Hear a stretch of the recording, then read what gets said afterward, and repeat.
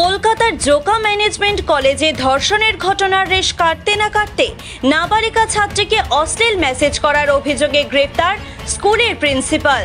ঘটনাকে কেন্দ্র করে চাঞ্চল্য ছড়িয়েছে দক্ষিণ ২৪ পরগনার ক্যানিং থানার রায়বাগিনীর এক বেসরকারি স্কুলে।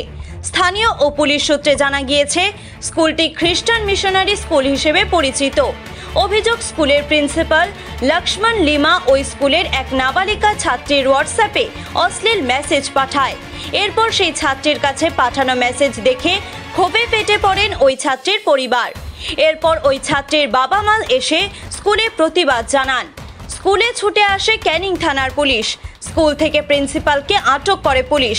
তবে এই বিষয়ে সংবাদ মাধ্যমের মুখোমুখি হয়ে নিজের দোষ স্বীকার করেন অভিযুক্ত প্রিন্সিপাল। ছাত্রীর অভিভাবক জানান, গত 1 বছর ধরে আমার মেয়েকে যৌন হেনস্থা করে যাচ্ছিলেন প্রিন্সিপাল। বোর্ডের পরীক্ষা থাকার কারণে আমি মুখ খুলতে পারিনি। আমাদের কাছে সম্পূর্ণ তথ্য প্রমাণ রয়েছে। অবশেষে আমরা প্রতিবাদ জানাই। এখন কলেজের প্রিন্সিপাল অস্বীকার করছে যে এমন ঘটনা তিনি ঘটাননি।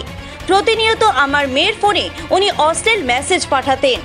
এখনো পর্যন্ত থানায় আমরা অভিযোগ জানাইনি, থানায় অভিযোগ জানাবো।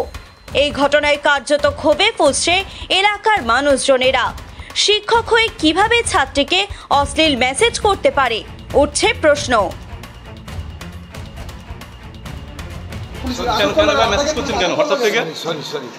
প্রিন্সিপাল হয়ে কেন মেসেজ করলেন? কেন অশ্লীল ভাষায় মেসেজটা কেন করলেন? কেন? আপনি তো প্রিন্সিপাল। শিক্ষক হয়ে এবার ছাত্রীকে মেসেজ করতে পারেন? কিভাবে করলেন এটা? পুলিশ আপনাকে গ্রেফতার করলো, কি বলবেন?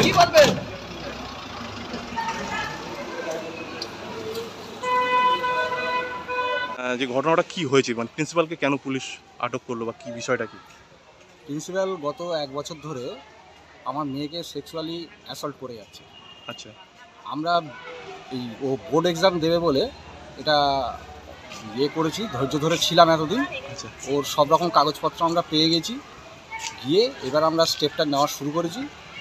উনি যে সব অশ্লীল মেসেজ পাঠিয়েছে তার ডিটেলস সব কিছু আমাদের কাছে আছে, কিন্তু বর্তমানে উনি এখন এগুলো ডিনাই করছে।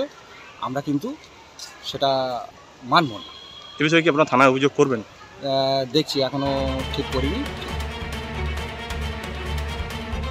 দক্ষিণ ২৪ পরগনা থেকে বাবলু প্রামাণিকের রিপোর্ট, টিভি নিউজ 10।